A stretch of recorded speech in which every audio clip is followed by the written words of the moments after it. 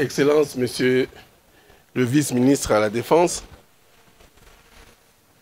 très chers membres de la délégation, membres du comité provincial de sécurité, nous sommes réunis aujourd'hui pour une présentation. Il s'agit de la présentation des armes qui ont été utilisées pour attaquer Tchomia, Kasenyi et Sabé. Nous avions eu, il y a 2 semaines, plus de 2 semaines, une attaque simultanée sur 3 de nos positions. Il s'agissait, comme je l'ai dit, de Sabé, de Tchomia et de Kasenyi. Qui a été notre ennemi ce jour-là? Il s'agit bien du groupe Zaïre. Zaïre qui était accompagné de certains éléments étrangers. Je suis sûr, malheureusement, on pouvait vous montrer aussi les photos de ceux qui ont effectivement été neutralisés, mais je suis sûr que vous allez les voir dans votre téléphone.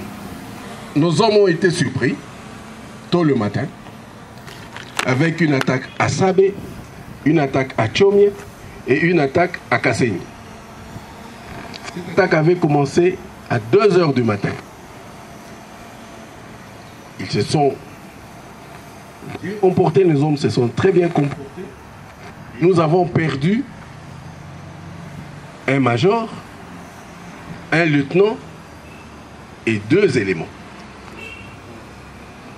Après, le matin, nous avons fait la poursuite de notre ennemi. Nous sommes passés vers Fichama et vers Boa.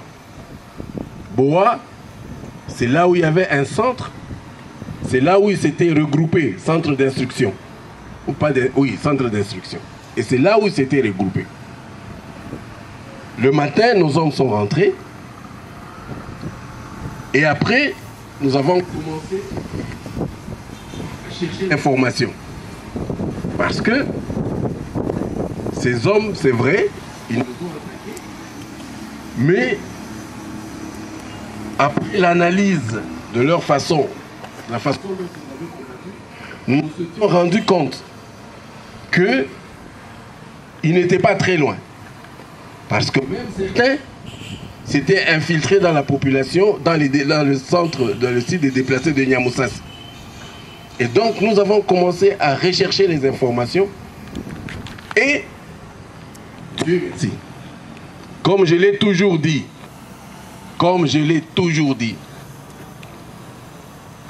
ces criminels qui pensent qu'ils sont avec leur communauté,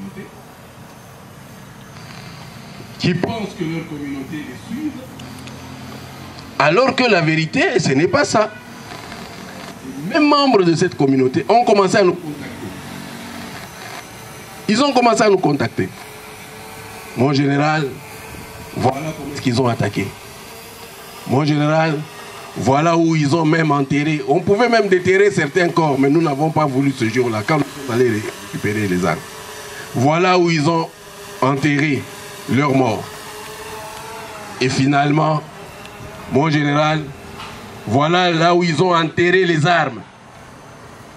J'ai contacté la communauté des renseignements. Nous avons organisé une opération avec le commandant région que j'ai contacté la nuit parce que le commandant secteur était déjà parti. Il m'a donné la police militaire parce qu'il était aussi question, au cas où nous avions de la résistance, nous devrions utiliser la police de Tchomia. Mais comme il y avait aussi le site des déplacés, on ne pouvait pas y entrer. Nous, les militaires, on ne pouvait pas entrer directement. Et donc, nous avions la police militaire et nous avions aussi la police de Tchomia qu'on pouvait utiliser pour faire cette opération-là. Et voilà, tôt le matin, nos hommes ont été projetés à Tchomia avec des drones. Et voilà, nous avons été guidés par ces mêmes membres de cette communauté-là. Ils nous ont guidés jusque là où étaient enterrées ces armes, Excellence, les armes que vous êtes en train de voir. Il y en a 29 et un PKM comme vous le voyez là-bas. Voilà ce qu'ils ont utilisé. Et vous allez vous poser la question, vous allez dire, non mais est-ce que c'est seulement avec les 29 armes là qu'ils ont attaqué? Non. Non. Il y en a plus. Petit à petit, les langues se délient. Les langues se délient. Là, le premier lot que nous avons eu, 29 AK, 47 PKM, avec les caissettes que vous voyez là-bas, 4 et les chargeurs. Mais je suis sûr, comme ces jeunes-là sont contre la politique de ces criminels qui se sont enfouis. Ils sont contre et ils sont décidés de nous dire ce qui s'est passé et de nous dire partout où ils sont passés pour que effectivement nous arrivions à anéantir cette menace qui est en train de planer sur la province de l'Ituri. Donc, Excellence, prochainement peut-être, vous aurez encore de plus en plus d'informations, mais au jour d'aujourd'hui, voilà ce que nous avons pu récupérer. Et Dieu aidant, je suis sûr qu'on aura plus que ça.